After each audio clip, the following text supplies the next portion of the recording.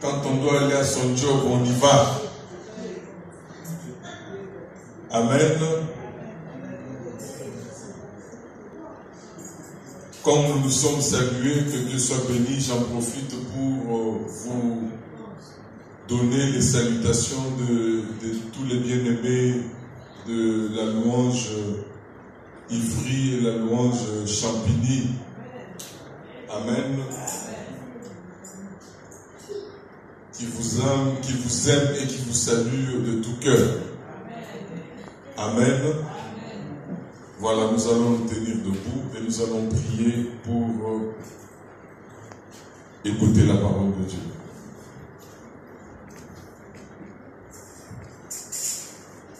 Seigneur, nous avons besoin de t'écouter. Nous avons besoin que tu nous parles. Et sans me tromper, je crois que c'est l'une des raisons majeures pour laquelle nous sommes ici. C'est pour t'écouter. Certes, nous te louons, nous t'adorons, nous te bénissons. Mais une des choses importantes, c'est que tu aimes nous parler, tu aimes nous communiquer ta pensée. Et c'est le moment, Seigneur. Bénis l'instrument que tu vas utiliser pour accomplir cette fin. Nous voulons te dire rien de lui, mais tout de toi. Et nous nous élevons en ce lieu contre le voleur de la parole de Dieu, et cela au nom de Jésus-Christ. Chacun, nous nous soumettons à toi, et nous nous rendons attentifs à ta voix au travers de l'instrument par lequel tu vas nous parler. Tire encore une fois de plus l'honneur et la gloire qui sont dus à ton rang pendant ce temps. Et c'est dans le nom de Jésus-Christ, notre Sauveur et Seigneur, que nous t'avons ainsi prié. Amen. Amen. Amen. Amen. Voilà, nous allons inviter le pasteur au thème pendant qu'il s'approche, nous acclamons le Seigneur.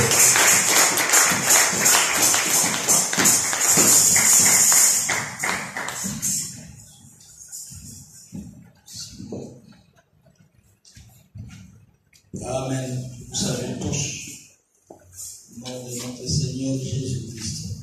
Amen. Nous nous assurons.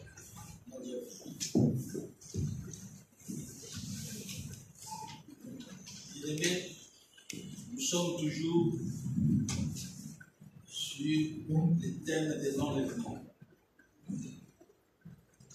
Que le nombre ne vous scandalise pas, ne vous étonne pas, c'est ça. Et ce n'est pas pour rien que la Bible dit la porte pour entrer au ciel est très petite.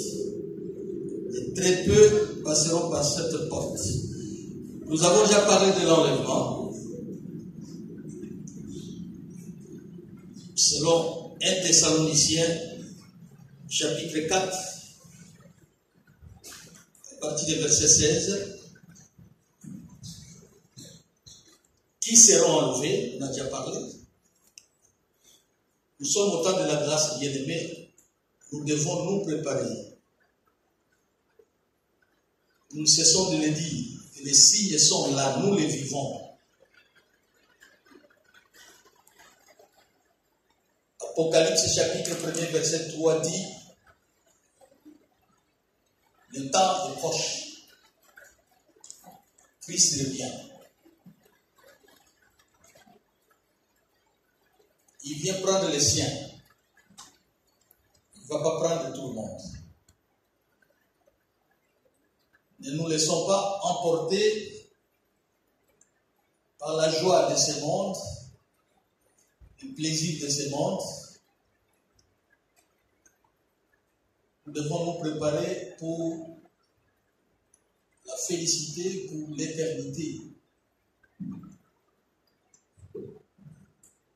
Aujourd'hui, nous allons parler du royaume des 1000 ans, que la Bible appelle le millénium, ou le royaume millénial.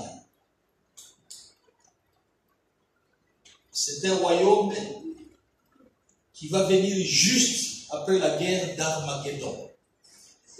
Armageddon, c'est un champ de bataille en Palestine. C'est là où le serpent, le dragon, qui est Satan, diable, va donner la force à la bête qui est l'Antichrist et au faux prophète afin de combattre notre Seigneur pour que ce royaume millénial ne puisse pas s'établir.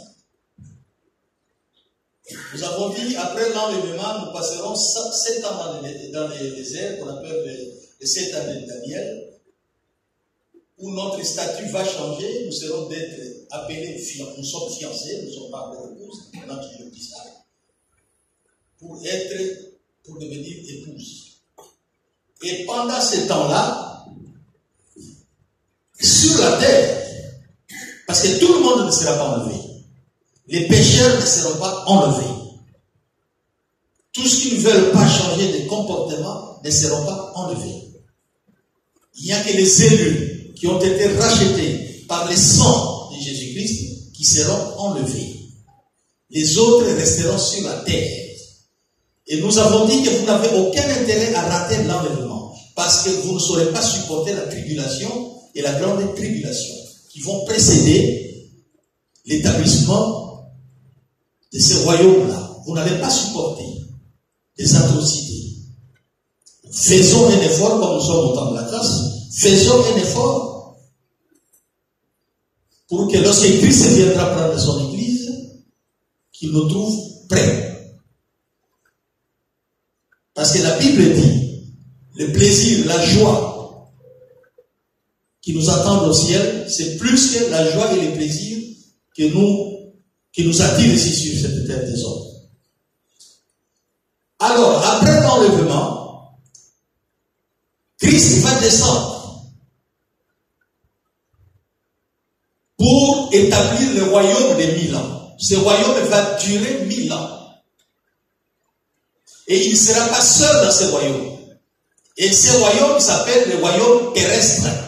Ce royaume ne sera pas au ciel, mais c'est sur la terre. Il va descendre, il ne va pas descendre seul. Il va descendre avec ses élus, ceux-là qui ont été enlevés. Ils vont descendre avec le Seigneur.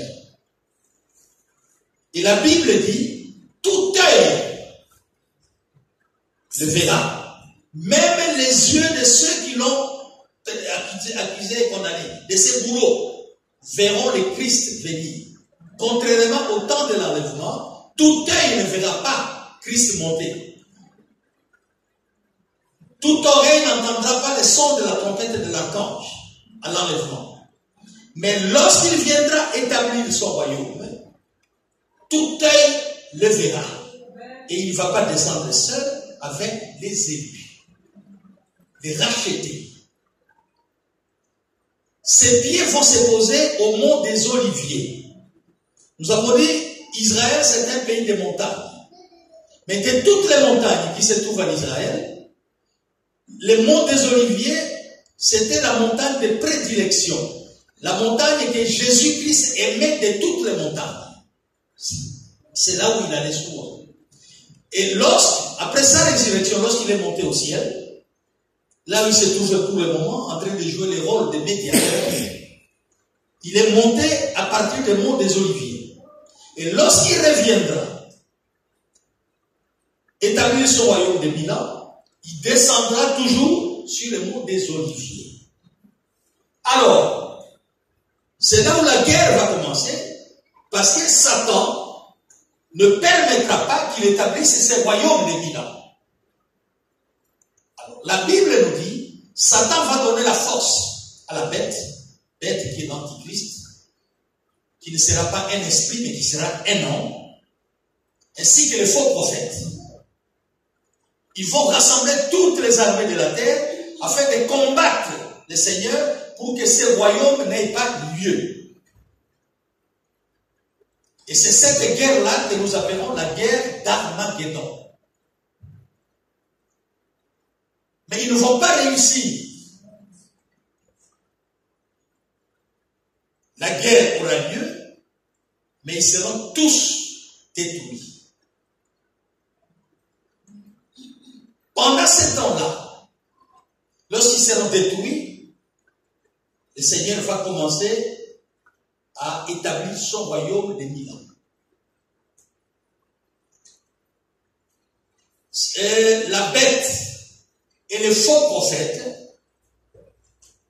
seront jetés dans un étang de feu et de soufre. On ne parlera plus d'eux. C'est dans Apocalypse chapitre 19, verset 20. On ne parlera plus d'eux. On les jette, c'est fini pour eux. Le Seigneur va établir son royaume. Et Satan, lui, sera mis en prison, non pas ensemble avec la bête et les faux prophètes. Satan sera mis dans une autre prison à part, une prison temporelle pour un temps. C'est dans Apocalypse chapitre 20, verset 1 à 3. On les mettra dans cette prison-là, pendant un temps. Mais il sera libéré après. Mais pour la bête et les faux prophètes, c'est fini. On les jette, c'est pour mourir. Et ainsi, Dieu va établir son royaume là de 1000 ans. Ici, j'ai dit, il ne faut pas confondre Satan, qui est le diable, la bête, qui est l'antichrist, et les faux prophètes. On les appelle les trois trinités sataniques ou trois trinités démoniaques. Ce n'est pas à confondre avec les trois trinités divines, Père, Fils, Saint-Esprit. C'est différent. Alors, Dieu et Jésus-Christ va établir son royaume. Nous devons savoir que dans l'Ancien Testament, il y a 300 prophéties qui ont parlé de la première venue du Seigneur sur la terre. Et cette prophétie s'est accomplie. Parce que Christ était venu en tant que sauveur.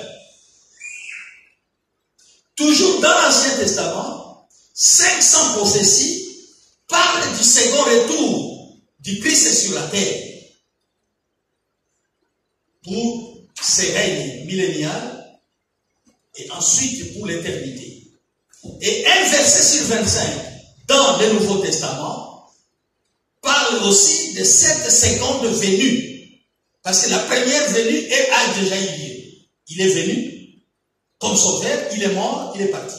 Maintenant, nous attendons la deuxième venue, le second retour.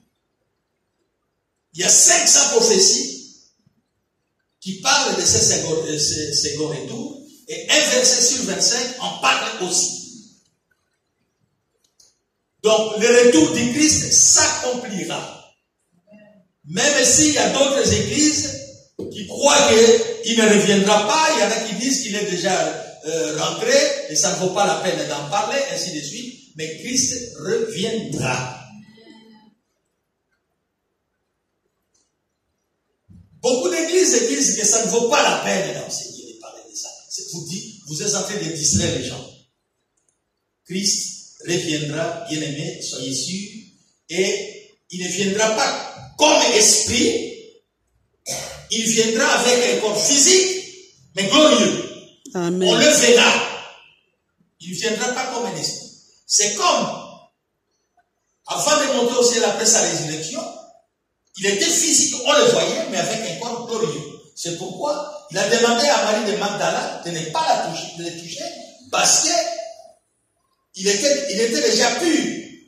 Et Marie de Magdala ne pouvait pas le toucher pour le salir, le rendre pur, avant qu'il n'aille au ciel. Il a dit, ne me touche pas, parce que je vais vers mon Père. Il avait un corps physique, on le voyait, mais un corps glorieux. Et lorsqu'il viendra, tout le monde le verra. Ce ne serait pas en esprit, mais physiquement. Alors, si on doit tout spiritualiser, personne ne peut croire que le royaume millénial de Jésus-Christ sera sur la terre, quoiqu'il est appelé royaume terrestre. Si le trône de Dieu, qui est un trône invisible, était au ciel, mais le trône de David ne sera pas au ciel, mais sur la terre. Et Jésus-Christ va régner sur ce trône-là pendant les 1000 ans. Parce que Luc chapitre 1er, verset 31 à 33 dit, l'ange s'adresse à Marie, l'ange Gabriel, et voici, tu viendras enceinte, et tu enfanteras un fils, et tu lui donneras le nom de Jésus. Il sera grand, et sera appelé fils du Très-Haut. Et le Seigneur Dieu lui donnera le trône de David, son père. C'est ce trône-là, sur lequel il va régner pendant les 1000 ans sur la terre. Alors, comme je l'ai dit, il y a beaucoup d'églises qui racontent des inepties, n'importe quoi, que Jésus-Christ viendra peut-être un jour, peut-être, il y a un doute. Il y en a qui disent qu'il est déjà venu. Ça ne sert à rien de distraire les gens avec de tels enseignements. Bien aimé, je vous le dis, Jésus-Christ reviendra. Et il s'agit dans ces règnes, dans ces royaumes-là, il s'agit du règne de notre Seigneur en lieu et place des hommes. Il vient mettre fin au règne et au pouvoir des hommes sur la terre. Pouvoir où règne l'injustice. Aucune nation à travers le monde n'a su mettre la fin à l'injustice, au désordre. Non. Et il viendra. Nous vivons pour le moment dans un monde d'horreur, d'inégalité, où il n'y a pas de paix, où il n'y a pas de justice. Et Christ, lorsqu'il viendra pour régner, nous connaîtrons un royaume de paix, d'égalité et de bonheur. Alors, il va établir son royaume. Mais n'importe qui ne fera pas partie de ce royaume-là. Tout le monde ne sera pas sujet de ce royaume. Ceux qui ont été enlevés et qui descendront avec Christ au mont des Oliviers seront les sujets de ce royaume terrestre de 1000 ans. Ceux qui n'ont pas été enlevés,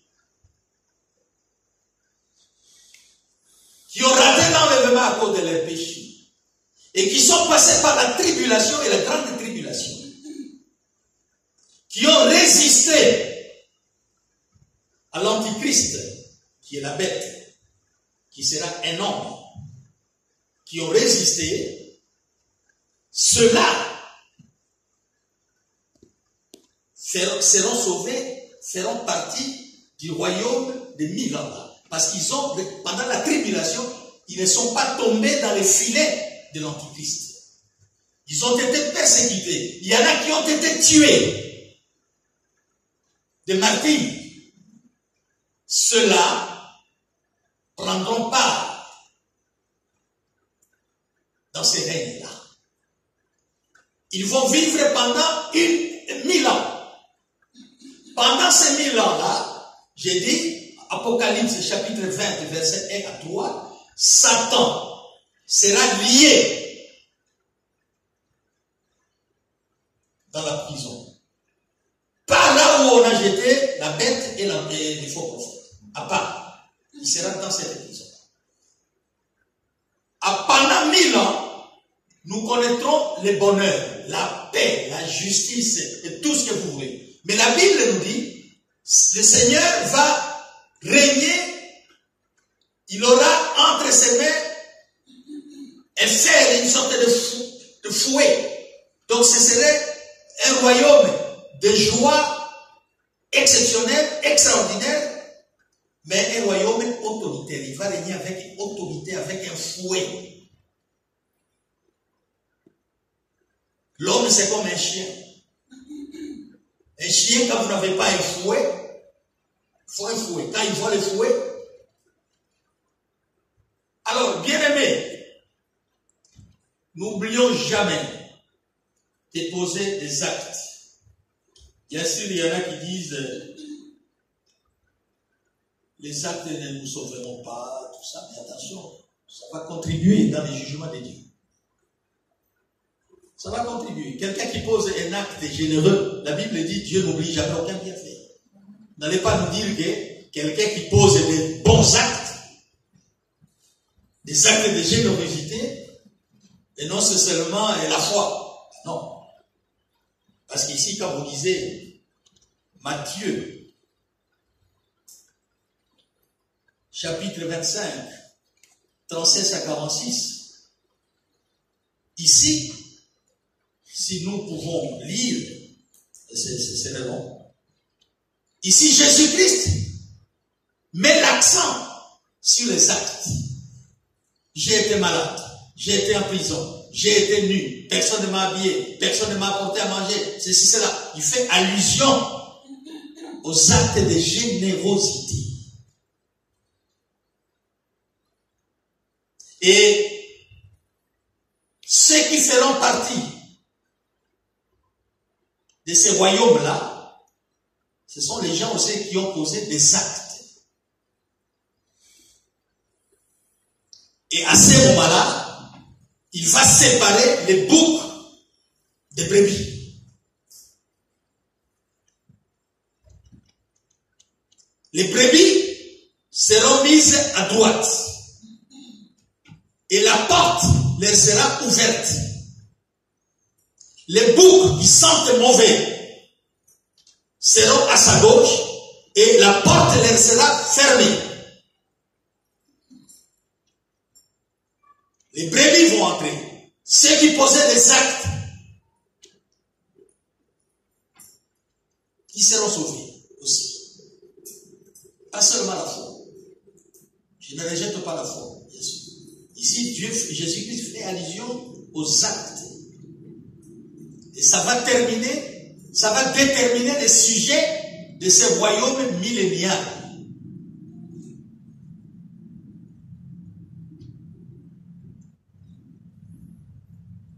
Le Seigneur va régner pendant 1000 ans avec ces sujets. Ceux qui ont été enlevés, ceux qui ont résisté à Satan pendant la tribulation,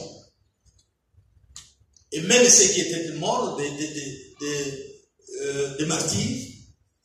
Parce que dans la Bible, quelque part, lorsqu'on ouvre les sceaux, on voit les martyrs de toutes les tribus. Qui dit au Seigneur, jusqu'à Satan, quand est-ce que vous allez nous venger? Les gens qui nous ont tués, quand est-ce que vous allez nous venger? Et le Seigneur leur dira, attendez, prenez patience, jusqu'à ce que votre nombre soit complété. C'est dur, c'est pas facile. Donc restez là où vous êtes, sous la tombe, jusqu'à ce que d'autres qui seront mis à mort viennent compléter votre nombre, c'est alors que vous sortirez. Et ces autres, ce sont ceux-là qui seront persécutés, mis à mort pendant la tribulation, après l'enlèvement.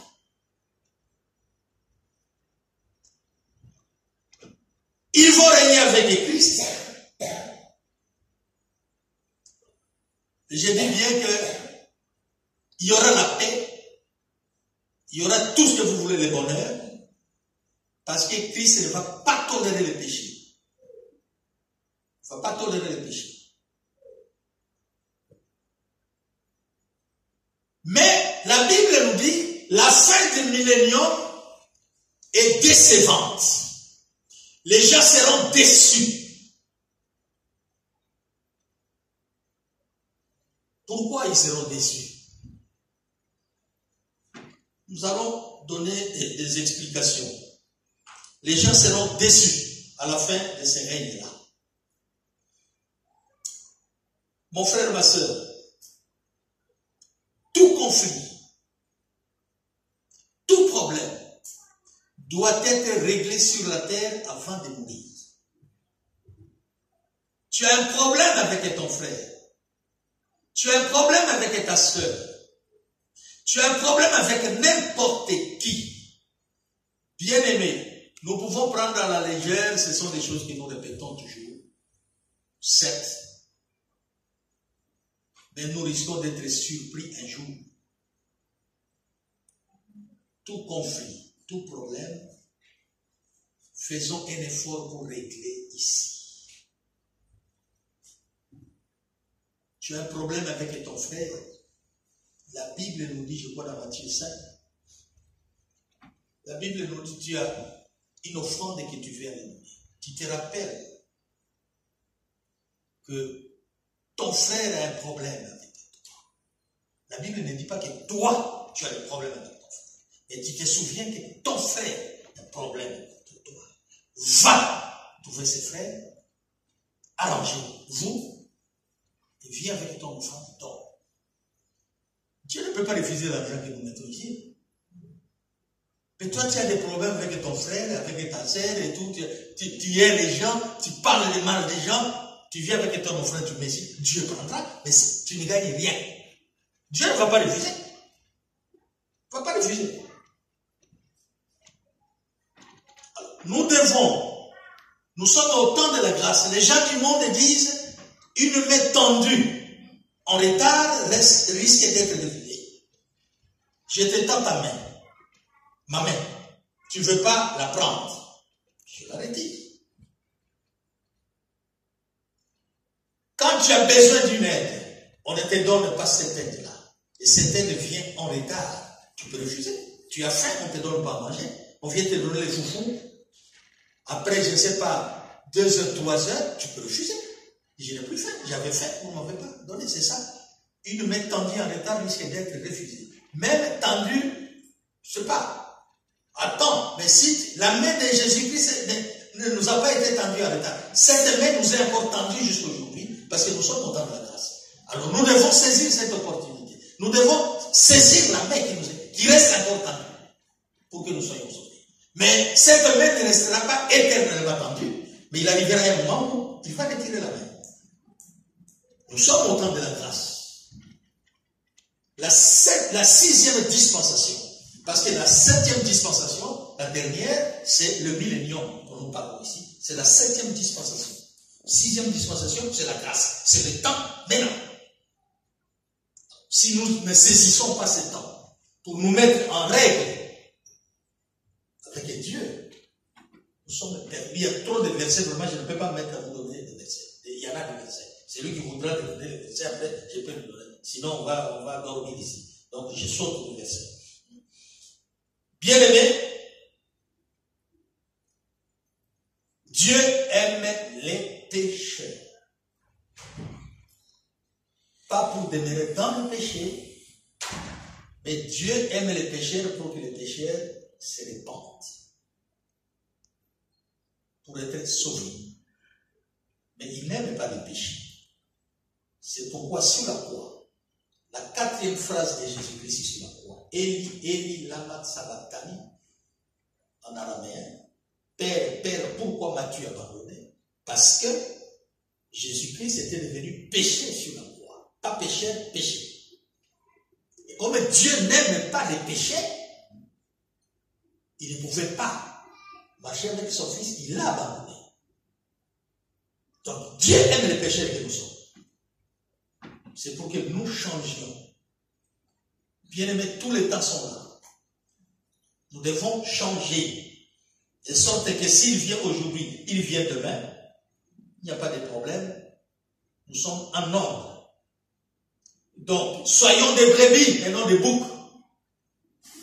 Marchons dans la crainte de Dieu. Posons des actes de générosité. Tous ceux qui seront enlevés et qui prendront part au repas des noces, comme je l'ai déjà dit, seront sujets de ce royaume de 1000 ans. Les hommes ainsi choisis par le Seigneur continueront à exister sur la terre en chair et en os, pas en esprit. C'est sur la terre, en chair et en os. Ils seront sujets de ce royaume de 1000 ans. Tous les martyrs juifs, dont les âmes, je parlais ici, dont les âmes, sous l'autel crient vengeance, qui n'ont pas été enlevés, puisqu'ils devaient attendre que le nombre soit complété par d'autres qui seront mis à mort lors de la tribulation, ces martyrs entreront dans le royaume des 1000 ans. C'est Apocalypse 6, versets 9 et 11. Ils crient. Quand est-ce que vous allez nous venger? Donc restez encore là. Ils n'ont pas pris part au repas des noces. Non. sont restés là, jusqu'à ce que votre nombre soit complété par d'autres qui seront mis à mort pendant la tribulation, pendant que les autres seront dans les airs. Et ceux qui seront mis à mort viendront compléter le nombre. Et ils prendront part à ces royaumes-là.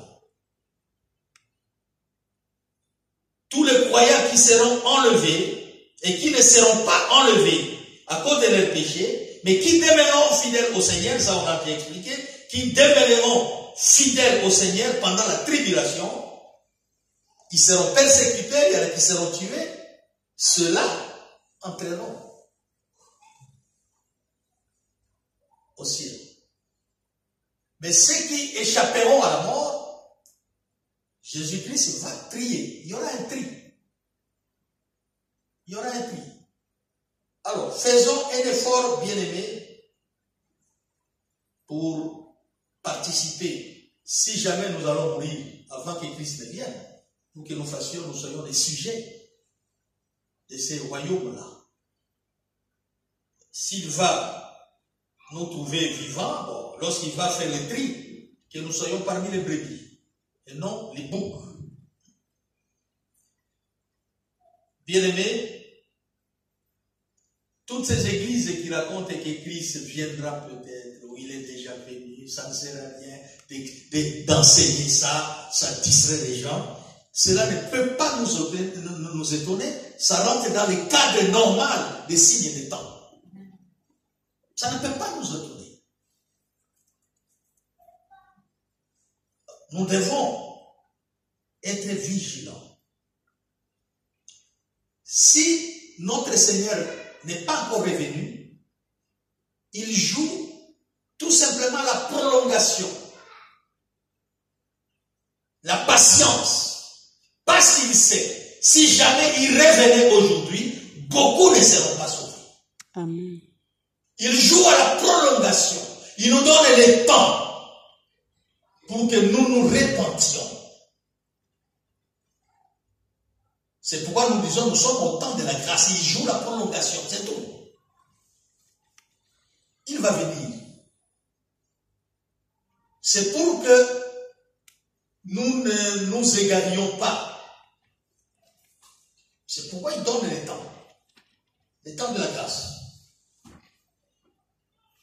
Si nous continuons à demeurer dans le mal, mais sachez que ce temps de grâce passera. Ça va passer. Et si ça passe, ce serait trop tard. Ces royaumes, les caractéristiques de ces royaumes de 1000 ans, ces royaumes va durer 1000 ans. Vous trouvez dans Apocalypse 20, versets 2 à 7. J'ai dit, pendant ce règne-là, Satan sera lié. La bête et les faux prophètes déjà brûlés, morts. Ils attendent le jugement final. Mais ici, pendant ces règnes-là, Satan, nous l'avons dit, il sera dans une prison temporaire pour un temps, pour 1000 ans, il sera là. Et après cette guerre, il sera libéré. Pour un temps. Il y aura un jugement qui n'est pas un jugement final, mais un jugement pour déterminer les sujets de ces royaumes de 1000 ans. Les tri que Christ va faire.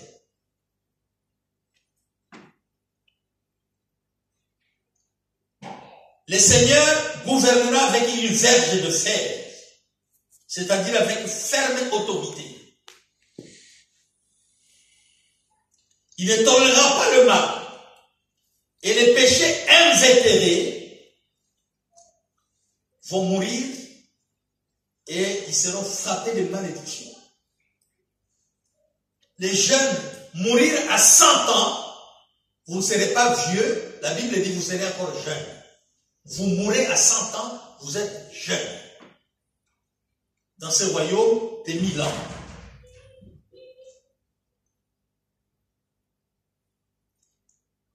ce serait, à un moment donné, ce serait la fin de la grâce. Nous sommes au temps de la grâce, maintenant ça prendra fin. La paix, la justice et l'égalité seront établis dans ce royaume, ici-bas. Il y a beaucoup de versets, je préfère sauter, sinon ça ne va pas. La présence du Seigneur se manifestera dans la gloire. C'est pourquoi on parle le retour glorieux et triomphal du Seigneur. Sa présence va se manifester de manière glorieuse, de façon glorieuse. Et la Bible dit, les sujets de ces royaumes connaîtront une longue longévité. Et une immense prospérité, selon Ésaïe 65, verset 18-25. Et j'ai dit, la fin de ces royaumes, les règnes seront heureux, les gens seront en paix, bonheur, tout. Mais après, la Bible dit, la fin sera décevante. Il y aura tout parce que Satan sera lié en prison, temporaire. Il ne va pas séduire les gens. Il ne va pas tenter les gens. Mais le Seigneur sera là, il sera dur. Mais tout sera là. Alors, aucun gouvernement du monde, aucune organisation du monde, aucune nation du monde n'a jusqu'à ce jour réussi à instaurer la paix dans le monde. Il n'y a pas de paix. Aucune nation, aucun gouvernement n'a su faire régner la paix, la justice et l'équité à travers le monde. Et si aujourd'hui, il y a des gens qui préfèrent la mort à la vie, ce n'est pas seulement à cause de la famille, ce n'est pas seulement à cause de la pauvreté, c'est aussi à cause de manque de paix, manque de justice. Parce que le manque de paix entraîne beaucoup de problèmes dans la vie. Manque de justice entraîne beaucoup de problèmes dans la vie. Vous avez la violence et les viols, les kamikazes, les terroristes. Enfin, parce qu'il n'y a pas de paix, il n'y a pas de justice. Et Christ, pendant ce règne-là, va remettre la justice et la paix.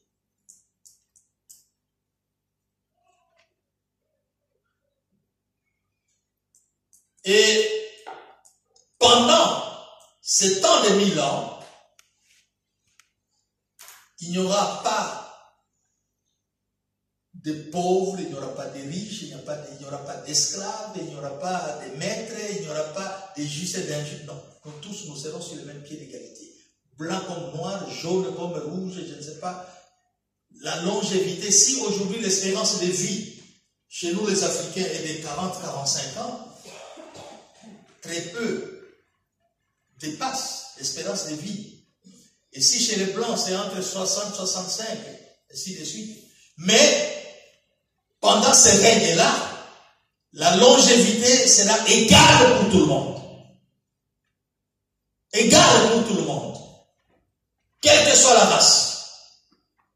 Ce qui n'est pas le cas sur cette terre pendant les gouvernements des hommes.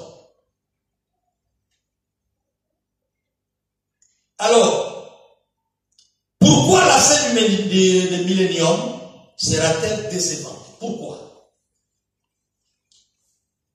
Pourquoi Dieu va-t-il encore libérer Satan pour venir cacher la paix, la joie et le bonheur dont les habitants du royaume étaient bénéficiaires?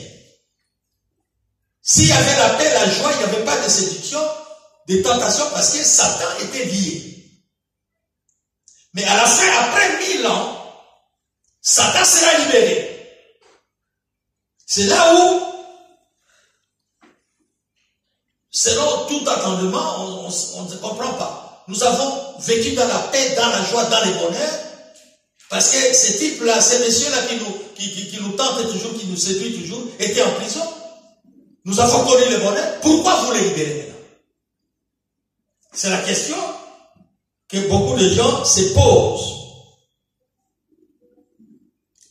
Eh bien, la Bible nous dit, Jésus-Christ a dirigé, a régné une autorité exceptionnelle, avec la fermeté.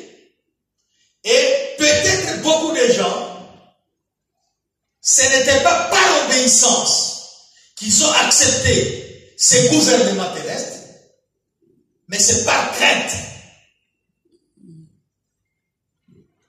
Parce que la Bible parle de faire, la dureté du pouvoir. Pouvoir, je dirais, autoritaire.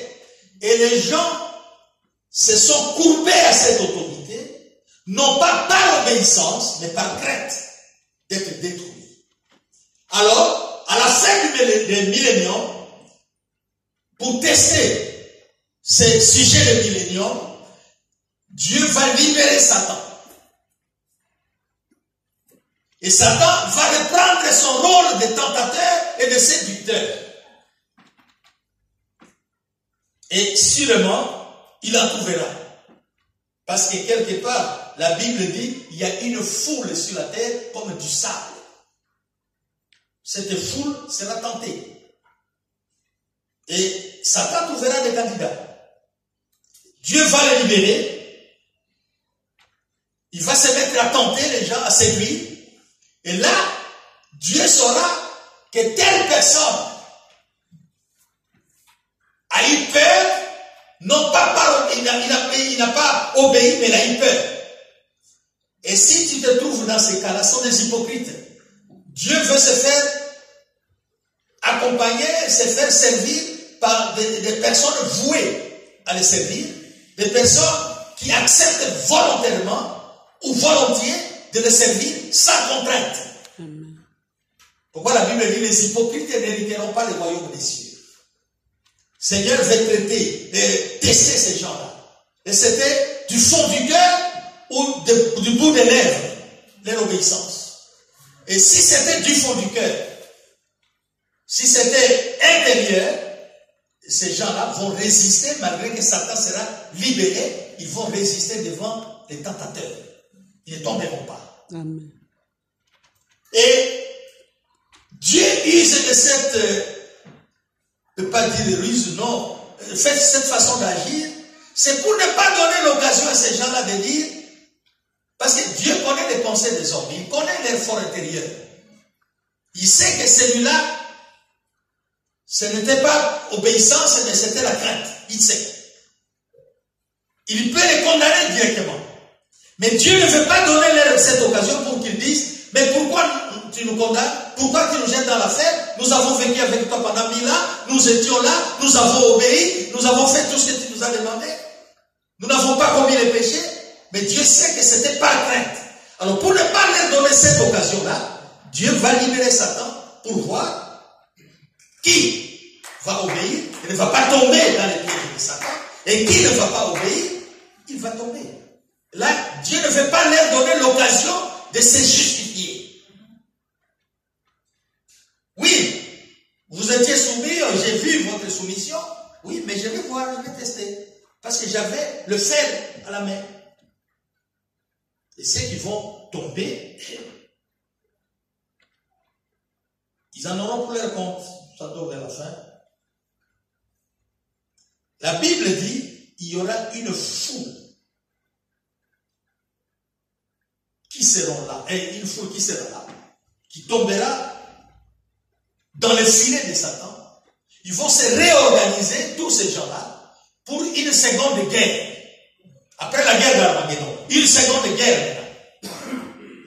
Ceux qui sont tombés dans le filet de Satan vont se réorganiser pour une seconde guerre. Mais la Bible nous dit, en un clin d'œil, ils seront tous détruits. Et il y aura la pourriture partout. Les invités ne seront pas des hommes, mais les invités seront des oiseaux du ciel, des charognards qui viendront manger ces cadavres-là. Partout, il y aura des cadavres. Et ceux qui tiendront bon, ils seront dans le bonheur, dans la paix, dans la joie. Bien-aimés, faisons attention, nous sommes au temps de la fin. Dieu ne veut pas être servi par des lâches ou des hypocrites. et par des personnes vouées à les servir. Des personnes qui ont librement choisi de l'aimer et de lui obéir. Satan doit absolument tenter parce qu'il ne veut pas périr seul. Lorsqu'on l'a précipité du ciel, lorsqu'il voulait prendre le trône de Dieu, il n'est pas descendu sur la terre seul. Il a entraîné d'autres derrière lui. Faites attention. Celui-là va là-bas, tu les suis. Celui-là va là-bas, tu les suis. Donc, Satan n'est pas tombé seul. Il a entraîné derrière lui des petits anges. Parce que lui, il était le grand, l'archange. Il a entraîné derrière lui des petits anges, qu'on appelle des démons. Et pour le moment, Satan est libre. Il va là où il veut. Là où son esprit le conduit, il y va. Même dans nos églises, il entre pour tenter, pour séduire. Il va même devant le trône de Dieu pour nous accuser. À tort ou à raison. Il a accusé les prêtres de Josué. Oui, Josué. Il a accusé. Mais Dieu a pris fait et cause de Josué. Il dit, bon, enlève-lui ces habits-là, donne-lui d'autres habits. Est-ce que toi et moi, Dieu va défendre notre cause? Satan est libre pour le moment. Pour séduire. Si tu n'es pas ferme, tu vas périr. Tu vas périr.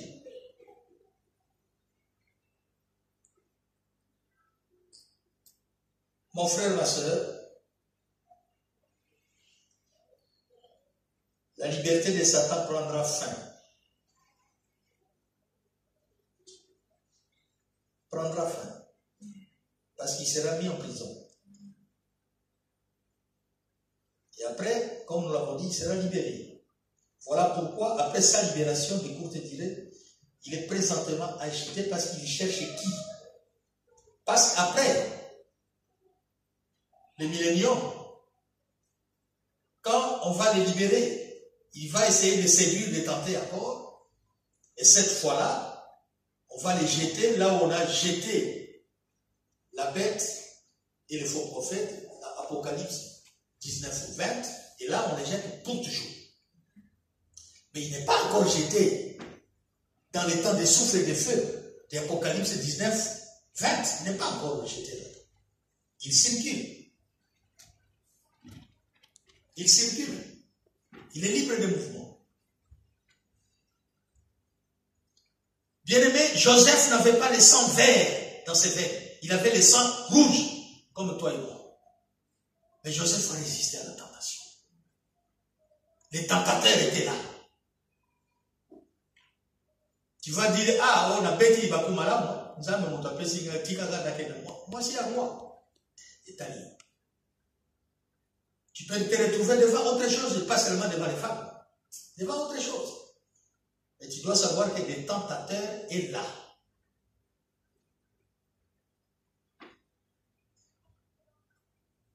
La vie de sanctification est une vie de sacrifice, bien-aimé. C'est une vie de sacrifice. Et il n'y a que ceux qui sont prêts à se sacrifier qui vivront la gloire de Dieu. Amen. Ceux qui sont prêts à se sacrifier. Amen. C'est un sacrifice.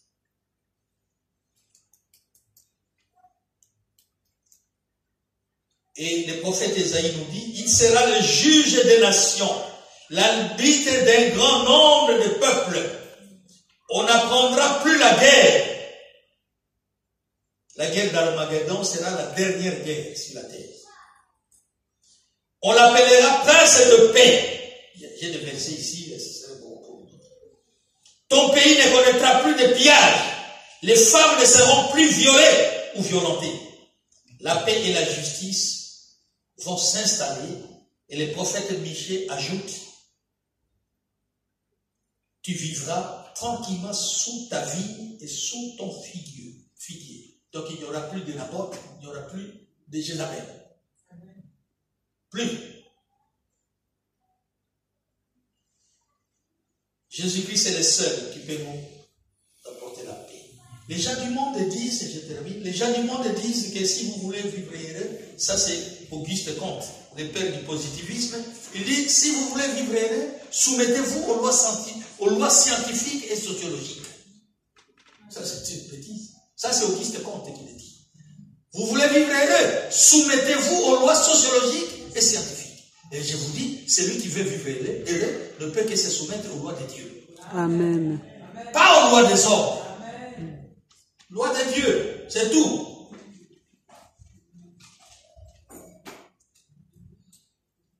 Bien-aimé, le mal qui est dans l'homme disparaîtra totalement.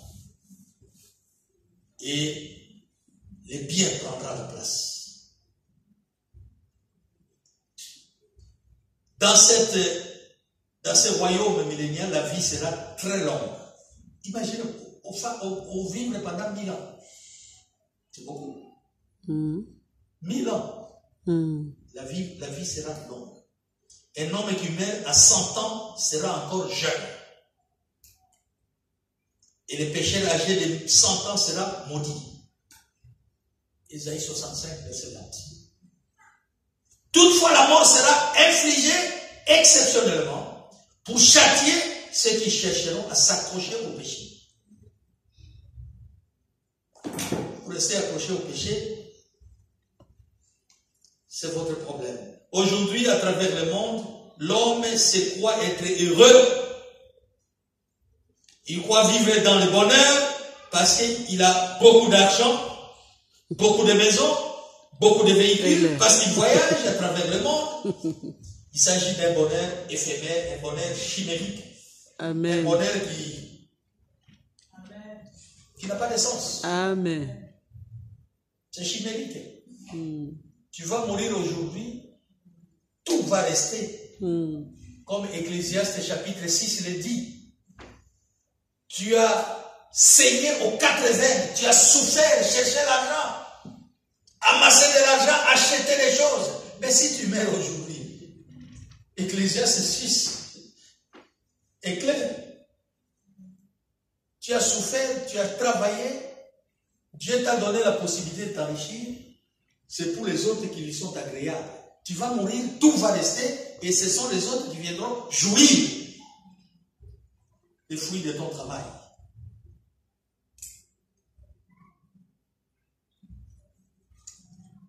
Mon frère, ma soeur, accrochons-nous à Dieu. Dieu nous aime. Amen. Dieu t'aime, mon frère, ma soeur. Amen. Nous sommes au temps de la fin. Nous serons tous heureux de nous voir quelque part au ciel.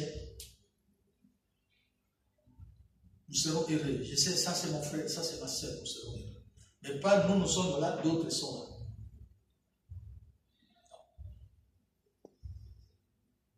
Cela est possible.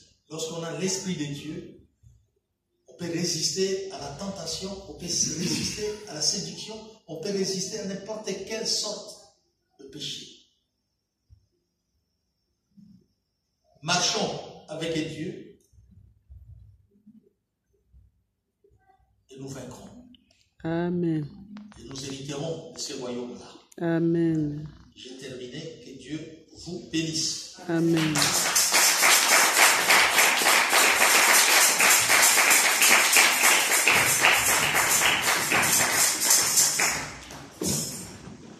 Merci, pasteur.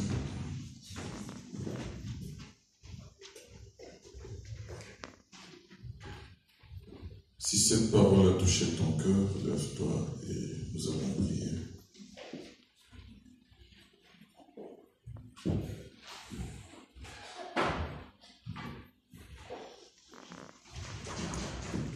Combien il serait terrible d'échanger notre gloire éternelle contre les plaisirs éphémères de ce monde, ici sur la terre. Je ne sais pas si vous pouvez vous rendre compte combien c'est aussi magnifique de penser à l'immense joie que le millénium va apporter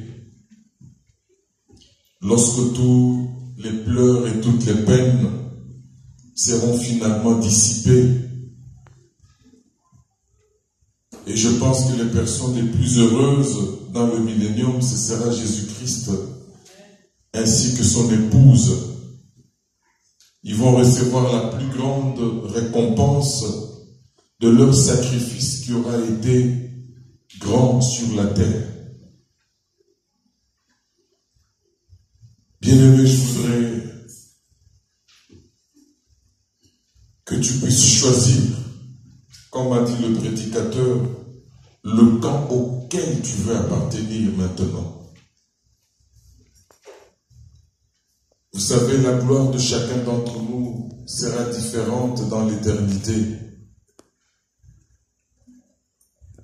Est-ce que tu vas choisir d'échanger cette gloire contre le péché actuel? Quel choix tu fais? Et le Seigneur nous a enseigné depuis plusieurs semaines sur ce sujet. Nous avons commencé avec un séminaire. Et nous sommes en train de continuer. Le Seigneur interpelle chacun d'entre nous. Pourquoi ne pas choisir de faire partie de l'épouse dès maintenant? Est-ce que tu sauras dans la tribulation? Sauras-tu tenir?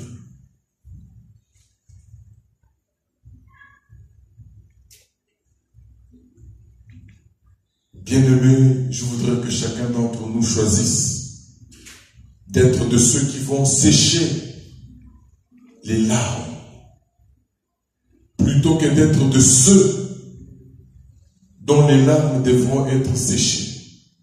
Mais choisis maintenant de faire partie de ceux qui vont sécher leurs larmes, parce que dans ce millénium, et vous savez que le millénium, comme le pasteur l'a dit, c'est la dispensation qui précède le jugement dernier.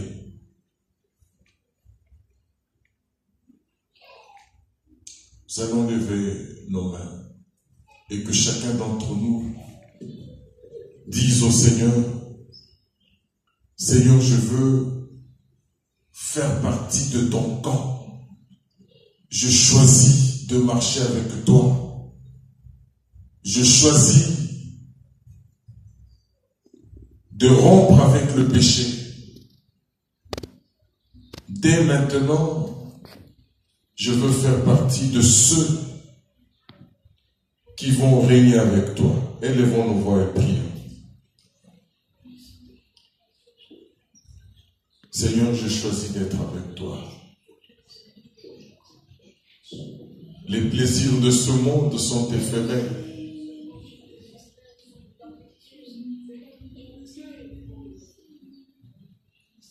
Les plaisirs de ce monde ne m'apporteront rien. Je refuse d'échanger ma gloire à venir contre les plaisirs éphémères de ce monde. Je veux régner avec toi.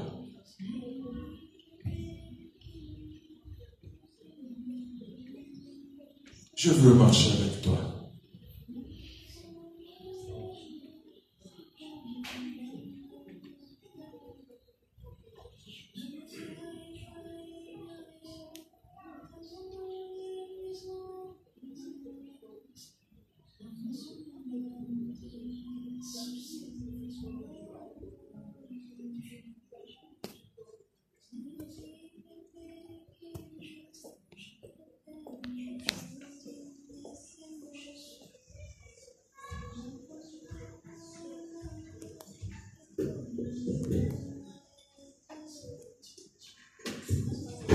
Lorsque nous chantons ce cantique, Dieu Tout-Puissant, quand mon cœur considère, celui qui a composé ce cantique était en train sûrement de penser à la gloire à venir, qui n'est pas comparable au plaisir éphémère de ce monde. Bien-aimés, le monde nous impose une façon de vivre. Refusons cette façon de vivre. Refusons les lois des hommes. Mais mettons-nous sous la loi de Dieu.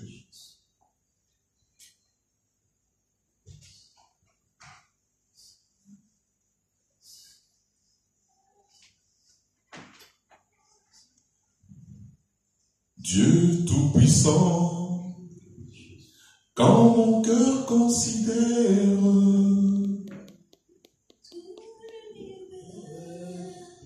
créé par ton pouvoir, le ciel d'azur, les éclairs, le tonnerre, le clair matin, ou les ombres du soir, de tout mon être, alors s'élève un chant. Dieu Tout-Puissant, que tu es grand, de tout mon être, alors s'élève un chant. Dieu Tout-Puissant, que tu es grand. Zambelake, oh Zambelamuya, Tosanzola, Tosanzola, Zambelake, oh Zambelamuya, Tosanzola,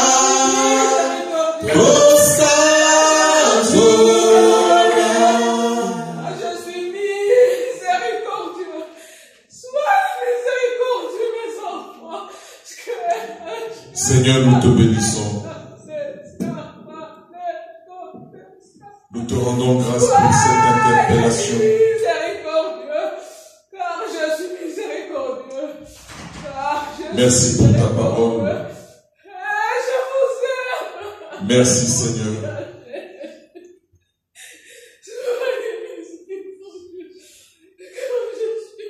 Merci parce que tu nous as donné de choisir la gloire à venir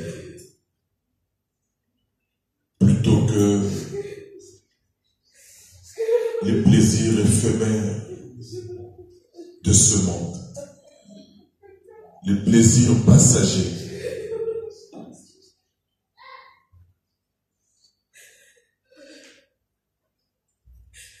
Donne-nous d'aspirer tous à la félicité éternelle.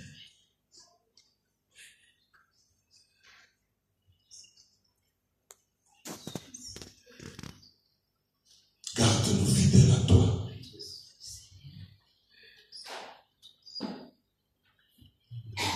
Au nom de Jésus, notre Sauveur et Seigneur, nous t'avons ainsi prié. Amen. Amen.